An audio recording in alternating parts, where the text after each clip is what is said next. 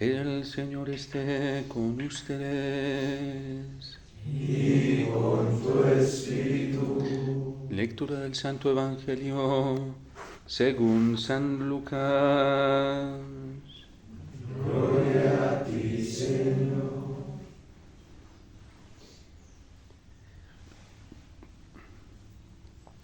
En aquel tiempo, mientras Jesús hablaba a la gente, una mujer dentro del gentío, levantando la voz, le dijo: Bienaventurado el vientre que te llevó y los pechos que te criaron. Pero él dijo: Mejor, bienaventurados los que escuchan la palabra de Dios y la cumplen. Palabra del Señor. Gloria a ti, Señor Jesús.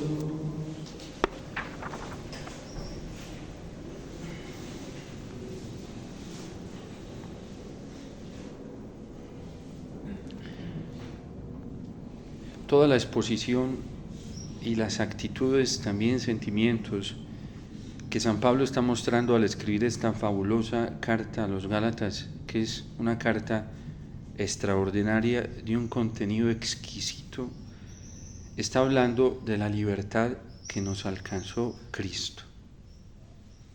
Una libertad buscada por el hombre durante todos los tiempos.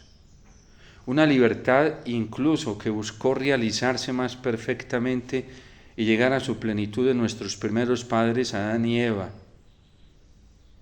Una libertad que Dios también les prometió a ellos, que la iba a llevar a un nivel de plenitud muy alta si escuchaban su voz y la obedecían.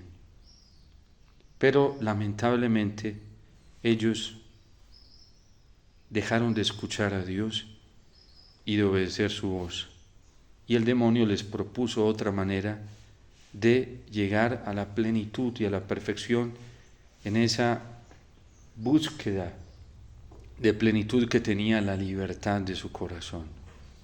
Dios le dijo: para que lleguen a la plenitud de esa libertad pueden comer de todos los árboles que hay en el jardín, pero nunca vayan a tomar del árbol que está en el centro, el del bien y del mal. Cuando ustedes comiencen a hacerse árbitros y jueces ustedes mismos y comiencen a tomar la autonomía ustedes mismos para definir qué es bueno y qué es malo, qué se puede hacer y qué no se puede hacer, en esos momentos vendrá la desgracia. Por eso nunca vayan a hacer eso. Y lo hicieron. Y por eso hoy San Pablo, hablando precisamente en una apología extraordinaria que está hablando de la libertad que nos alcanzó Cristo, y le está diciendo a los Gálatas que no se dejen quitar esa libertad que ellos ya han experimentado, que han alcanzado por la fe en Cristo, que no se la dejen arrebatar por una cantidad de doctrinas engañosas, de fantasiosas y perversas, que a modo de otro evangelio los están apartando de esa libertad. Y hoy precisamente San Pablo les está diciendo: miren, abran los ojos, dense cuenta, no se dejen engañar, porque a estas personas de Galicia conversas al cristianismo, cuando se fue el apóstol, vinieron otros cristianos, eran cristianos, pero eran judíos, a decirles que a ellos les hacía falta todavía otras prácticas para alcanzar esa plenitud. Y entonces que tenían que moverse de esta manera, de esta otra, fuera de eso que como no tenían la circuncisión tenían que practicarse la circuncisión. Es como si a un católico hoy le dijeran que para tener esta libertad tiene que hacer esta novena de esta manera, de esta otra, si no la hace de esta manera, si no la hace de esta otra, no va a ser feliz. Y por eso les decía San Pablo: Gálatas insensatos, ¿quién los está seduciendo?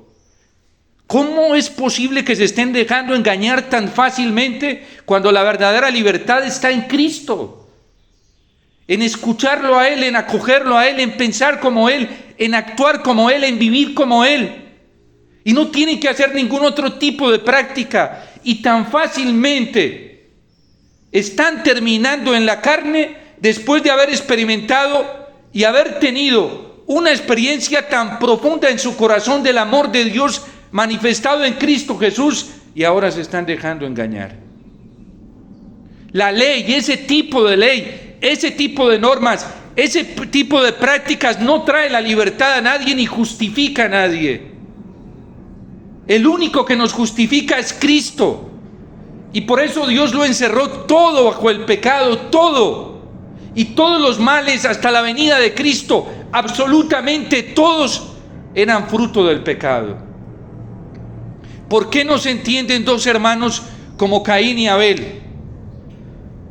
Porque Caín dejó entrar el pecado en su corazón, es corrupto, es envidioso, es celoso, le falta generosidad, le falta entrega, le falta fidelidad al Señor, le falta escuchar al Señor, le falta obedecer su palabra, y por eso se vuelve envidioso y termina matando a su hermano. ¿Por qué las mismas familias, como nos lo atestigua la Sagrada Escritura, entran en rivalidad ellos mismos? Porque uno escucha al Señor, otro no lo escucha. Porque uno escucha al Señor y le obedece, otro lo escucha pero no quiere obedecerle. Y por eso vienen todas las riñas en las familias. ¿Por qué Israel se divide? Porque David escucha al Señor, le obedece, pero llega un momento en que infringe dos cosas que el Señor le había dicho que nunca hiciera, y se las había advertido. Mira, te doy todas las mujeres de tu señor Saúl, tómalas todas las que quieras, pero no vayas a tomar una mujer prohibida. Porque tú tienes que respetar el matrimonio. Y porque esa mujer le pertenecía a Urías, no le pertenecía a él. Toma todas las que quieras, come de todos los árboles que tienes en este paraíso, pero ese no lo toques. Porque hay un mandamiento que dice: no cometerás adulterio, ni mirarás con deseo a la mujer de tu prójimo, ni la desearás. Eso lo sabía muy bien David. Y Urías era su prójimo, no la desees. Y fuera de que la comenzó a desear, la buscó y fue y se acostó con ella, sabiendo que el Señor se lo había advertido. Y vienen las desgracias para Israel, se dividen. Hasta ahí tuvo éxito el reino. ¿Culpa de qué? Del pecado. Del pecado del rey, de la infidelidad del rey.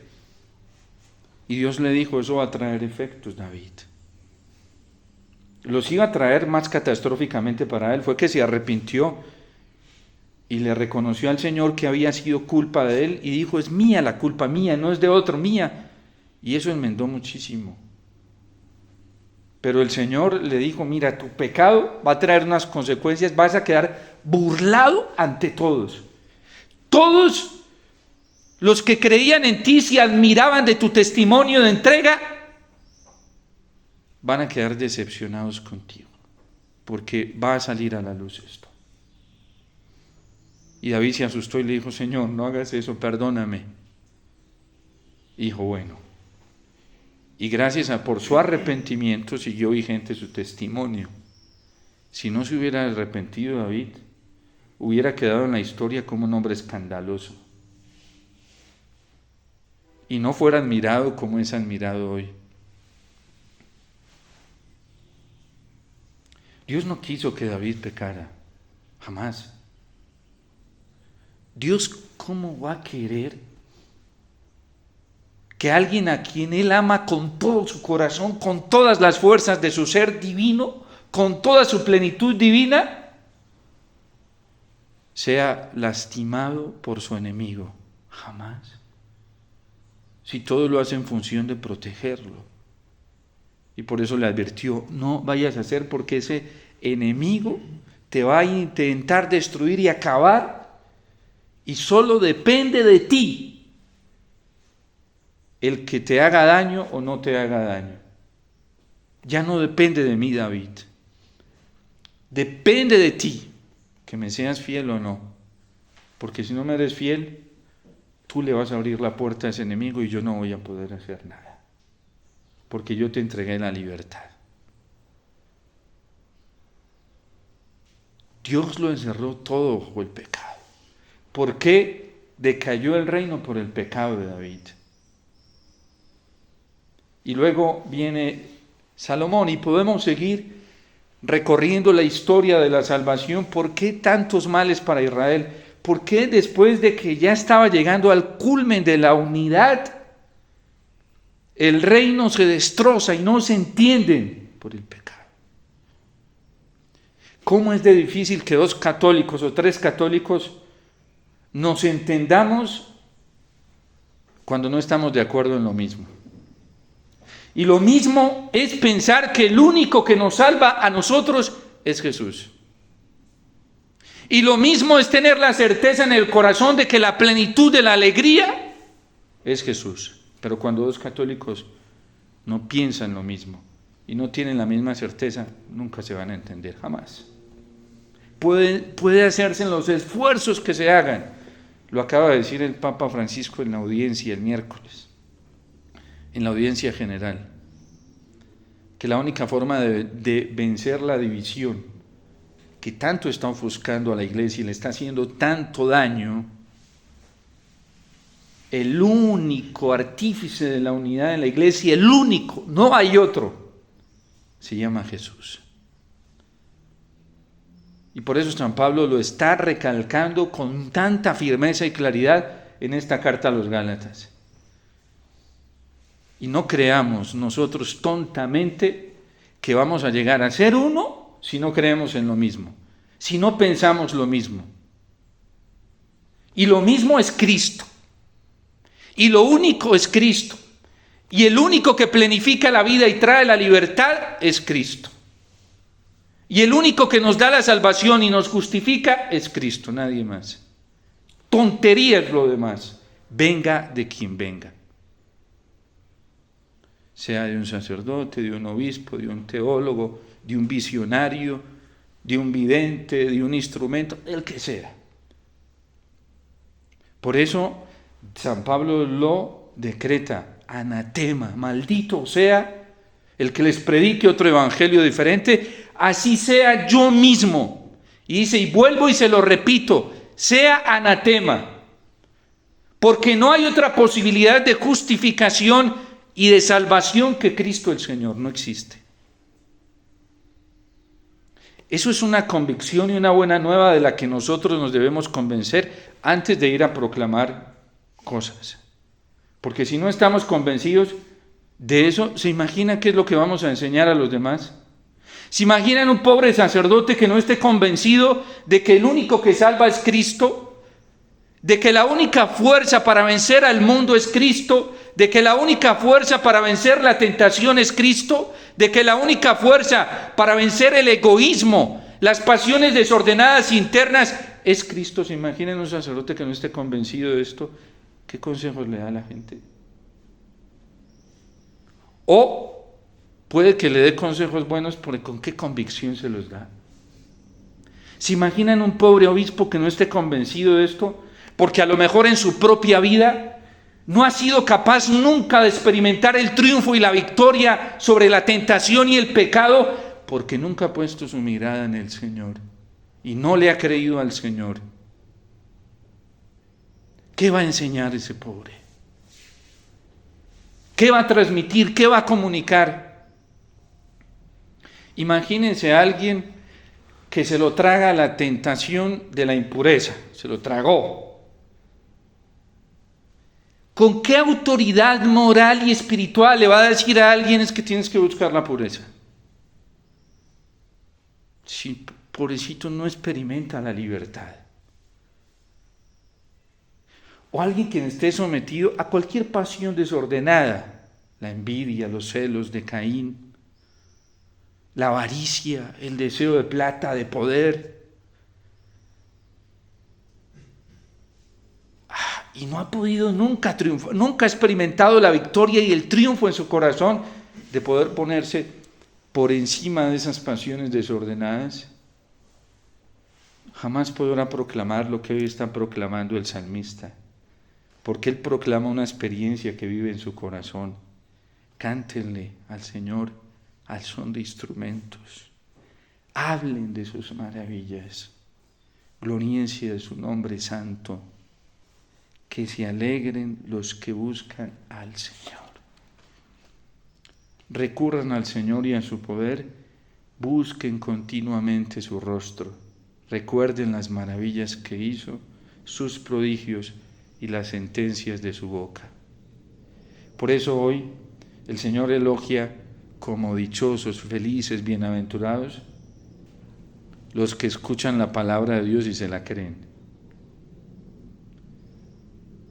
El que la escucha y no se la cree es como un oyente olvidadizo. Santiago dice que se parece a las olas del mar. Vienen con mucha furia y se desarman al final. ¿Y dónde quedó la furia que traían?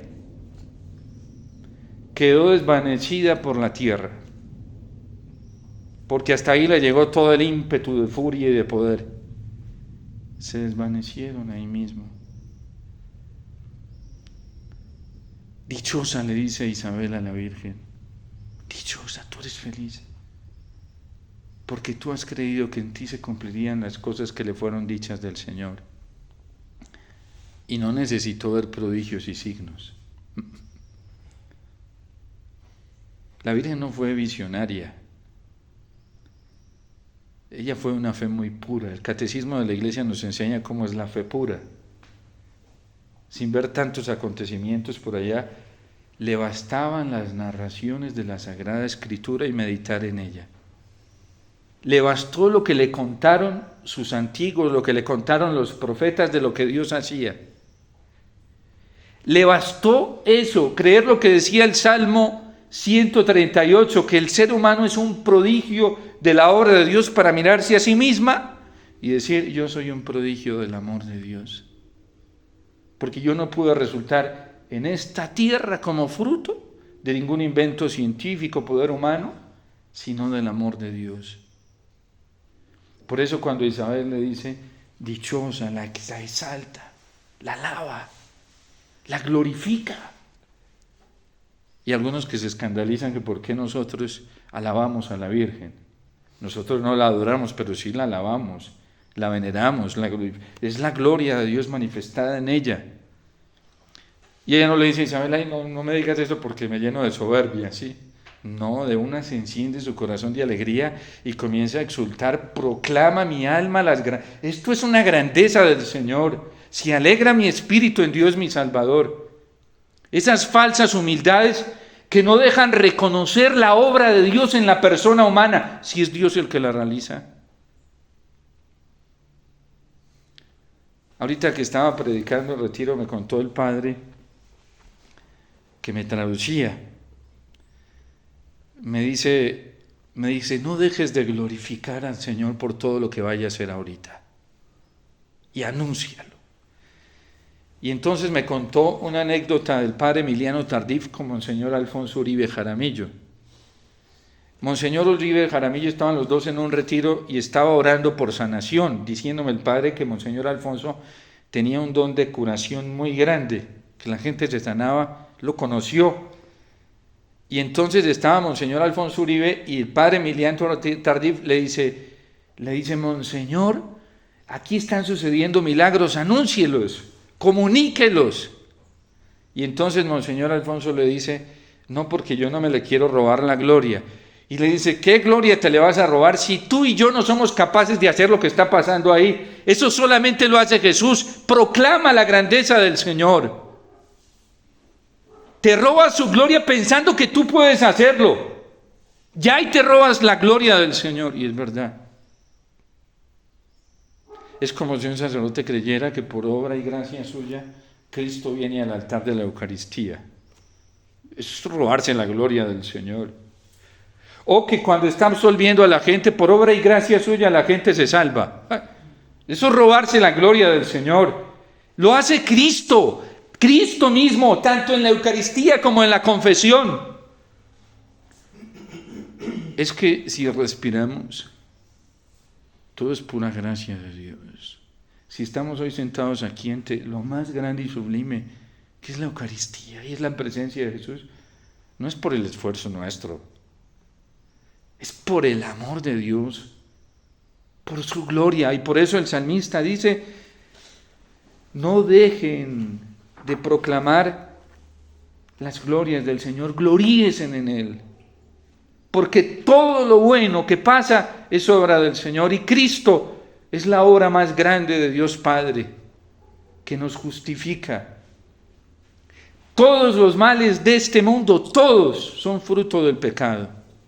Y hoy hay división en la iglesia porque hay pecado. Hoy hay división entre los sacerdotes porque hay pecado. Hoy hay división entre los obispos porque hay pecado. Hoy hay divisiones con el Papa porque hay pecado. Hoy hay divisiones entre los religiosos porque hay pecado. Hoy hay divisiones entre las comunidades religiosas femeninas porque hay pecado. Hoy hay división en la familia porque hay pecado. Hoy hay división entre los hombres y las naciones porque hay pecado. Y Colombia está así como está porque hay pecado.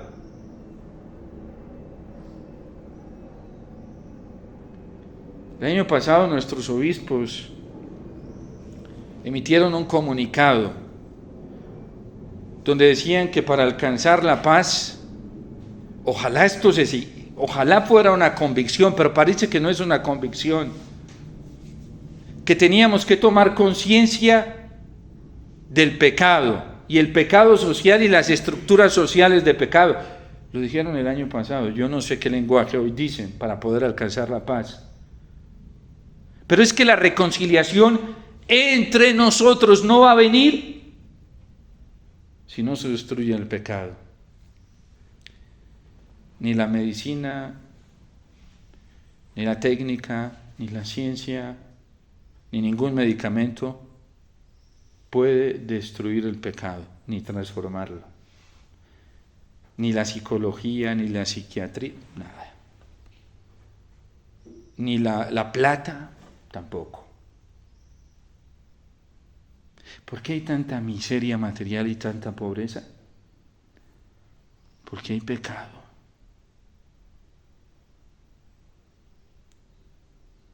Ni la plata puede destruir el enemigo más horroroso y espantoso que tiene el ser humano, como lo es el pecado.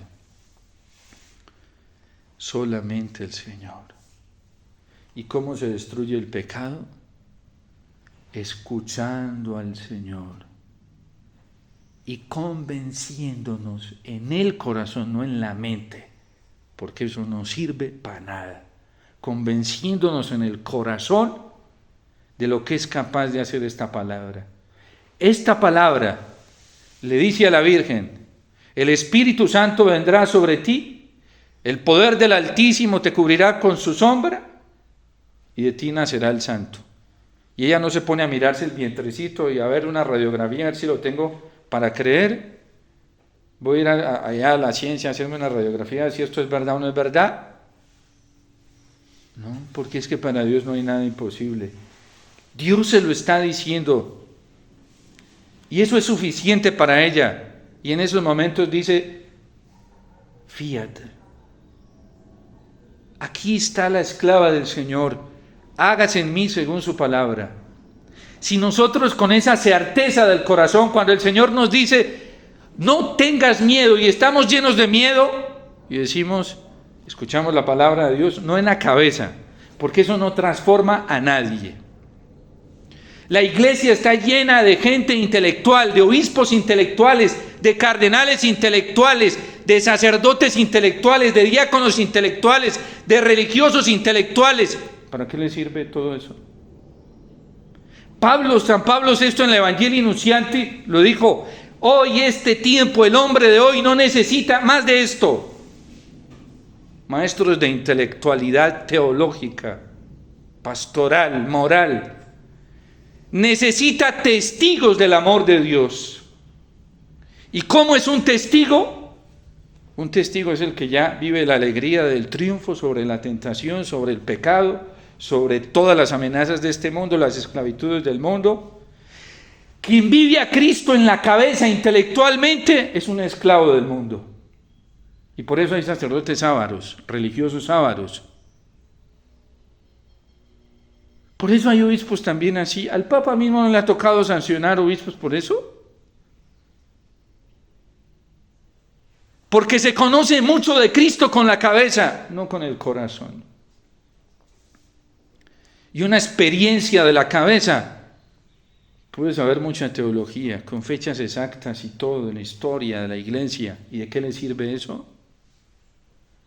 Si no hay transformación interior. Benedicto XVI, siguiendo la misma línea del Espíritu Santo, con San Pablo VI, decía que no se comienza a ser cristiano por ideas. Y hay mucho dentro de la iglesia. El Papa Francisco, en su primer documento, la exhortación Evangelii Gaudium, lo dice en la introducción: doctrina hay demasiada hoy. Conocedores de cabeza, intelectuales de teología, hay muchos. No es lo que está necesitando el hombre de hoy.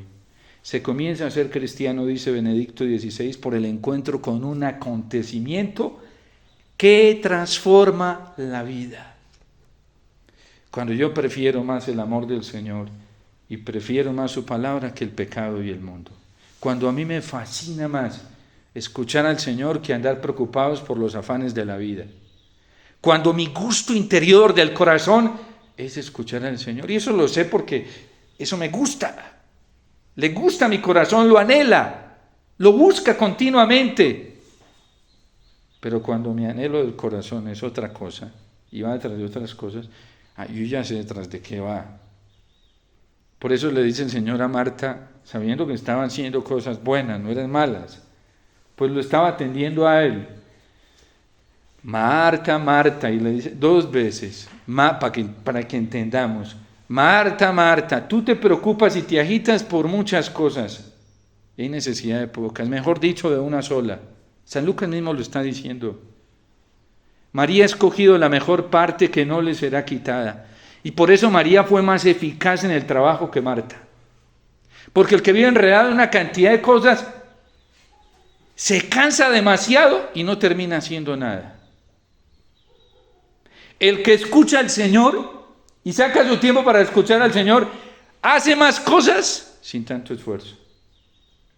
Y son más efectivas. En la iglesia tenemos gente así. Reventados hasta el tope de hacer y hacer cosas. Pero sin lograr cosas efectivas, sin conversión. Hoy hay evangelización como nunca. Miren, yo nunca he contemplado en mi vida, en los años que llevo dentro de la iglesia, una época en la que haya más grupos de laicos evangelizando y haciendo una cantidad de actividades. Pero son muchos, y nunca he visto a Colombia en un estado más dramático que en el que estamos. ¿Por qué? Porque no hay conversión verdadera. Son puras caricaturas de conversión. No hay búsqueda de santidad real. Pues por eso, imagínense. Yo le decía a un italiano, a un sacerdote italiano, que aquí teníamos el aborto despenalizado hasta el 6º mes y se escandalizó. Me dice, pero ¿cómo? ¿Colombia no es un país que es católico? Eso no puede ser.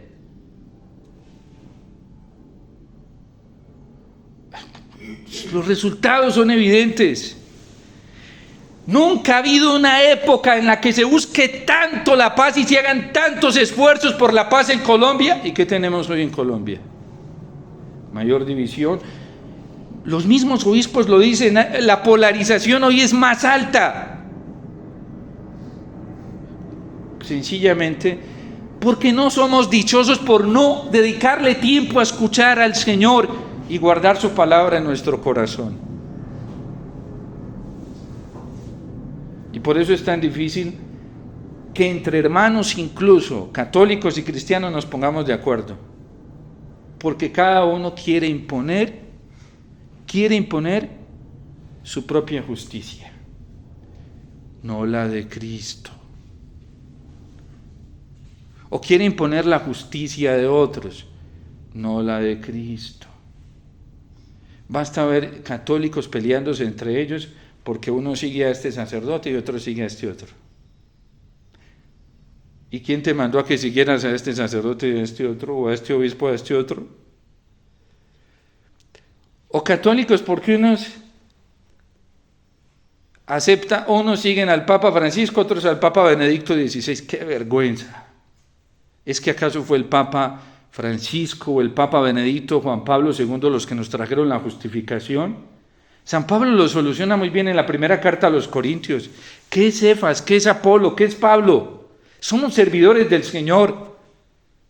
O grupos laicales, entre ellos alimentando, porque para eso utilizan, alimentando los celos y las envidias y las discordias y la división y la polarización, porque este es mejor que otro. Ninguno es mejor que otro, hay uno mejor, y es el único, y se llama Cristo Jesús, y la iglesia nos lo entrega en los sacramentos, sobre todo en la Eucaristía.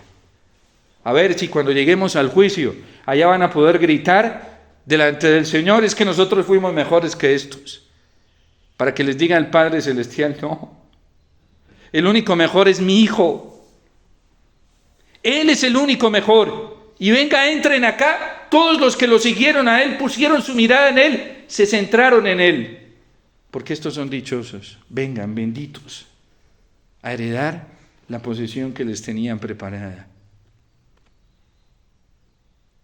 A nosotros no nos llamaron a seguir personas, grupos. Ni siquiera la iglesia lo hace.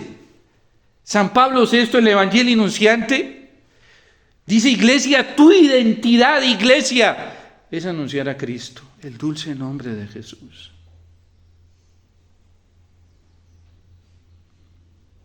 No, hermanos, la inmadurez de no vivir la libertad de los hijos de Dios nos está llevando a ser fieras entre nosotros. Y eso solamente puede suceder en corazones que no han conocido el amor de Dios. Porque cuando alguien conoce el amor de Dios, lo único que quiere es que todos lleguen allá donde Él pudo llegar. Que todos descubran al Señor. Porque el único que nos da la libertad es Jesús. Esta es la posición de San Pablo en la carta a los Gálatas. Y por eso les dice: insensatos. ¿Cómo es posible que se dejen engañar tan fácilmente? San Pablo sufrió mucho por esto. Cuidado, porque hay unos que viven según la Jerusalén, la iglesia terrena, que figura de ella fue Agar, y otros que viven bajo la Jerusalén del cielo, que es la verdadera. Recuerden que la del cielo, de la cual es figura Sarai, creo que es Sarai, que se llama la esposa de Abraham,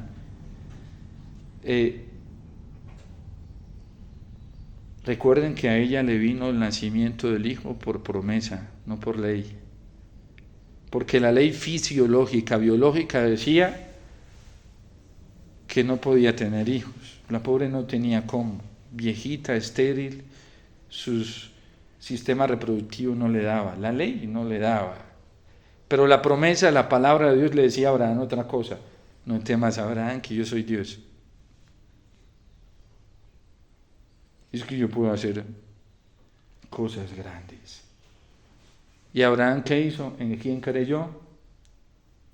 En la palabra del Señor. De hecho, su esposa duda y le dice que vaya, tome a su criada porque ella ya está vieja. Abraham no duda. Las mujeres son fabulosas cuando creen en la palabra del Señor, pero son un peligro para nosotros los hombres cuando no se fían del Señor. Lo dice la palabra de Dios: cuidado con una mujer cuando no esté caminando según la voluntad del Señor, porque te lleva a la perdición. Y eso no nos salvamos ni siquiera los sacerdotes, que a veces nos encontramos alrededor de controladores. Siempre hay que mirar todo en orden a la palabra del Señor. Todo hay que discernirlo para ser verdaderamente libres. Para ser libres nos liberó Cristo. No nos dejemos amarrar del mundo ni de nadie. No nos dejemos esclavizar por nada ni por nadie, porque nosotros somos hijos de la libre, de la Jerusalén del cielo. Ni siquiera por el miedo a morir, porque es que nuestra promesa no está aquí. No nos la van a cumplir aquí. No nos están diciendo, el Señor nos está diciendo, mañana te vas a ganar el baloto con el premio más alto. No, nos está diciendo después de la muerte, vendrá el cielo, la resurrección, y vendrá un premio mayor que el del baloto, sí. Pero hermanos, es después de la muerte. Y hay católicos que se empeñan toda su vida en trabajar para este mundo, como si fuera en este mundo donde estuviera instaurado la plenitud del reino de los cielos. No es en este mundo. ¿Por qué creen que los mártires eran tan fascinados por la muerte? No veían la hora que les llegara. Y los santos no veían la hora que les llegara. Y nosotros ya estamos así, viviendo como la libre. Para mí la vida es Cristo, dice San Pablo, y la muerte una ganancia. Así estamos, porque si estamos así, ya estamos experimentando la libertad gozosa de los hijos de Dios. La dicha de los hijos de Dios, de los dichosos que escuchan y guardan la palabra del Señor. Como subió Cristo al Calvario, con satisfacción, llevaba gozo en su corazón. Pero se acercaba el momento más cruel de la muerte, iba ya feliz.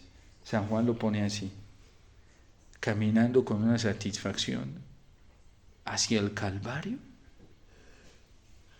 porque ya se vislumbra lo que se viene, y es que va a ser el momento más victorioso.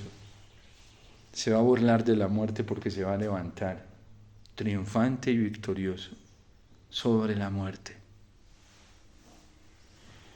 Desde que Cristo resucitó, nosotros los cristianos no le tenemos miedo a nada, ni a la enfermedad, ni al dolor, ni a la muerte, ni a la incomprensión, ni al rechazo, a nada, ni a la soledad, a nada. Porque Cristo es nuestra libertad, y está resucitado, y está vivo, y todos los días renueva esa presencia espectacular y extraordinaria en la Eucaristía. Por eso no debemos tener miedo a nada. Dios te salve María, llena eres de gracia, el Señor es contigo, bendita tú eres entre todas las mujeres, y bendito es el fruto de tu vientre, Jesús. Santa María,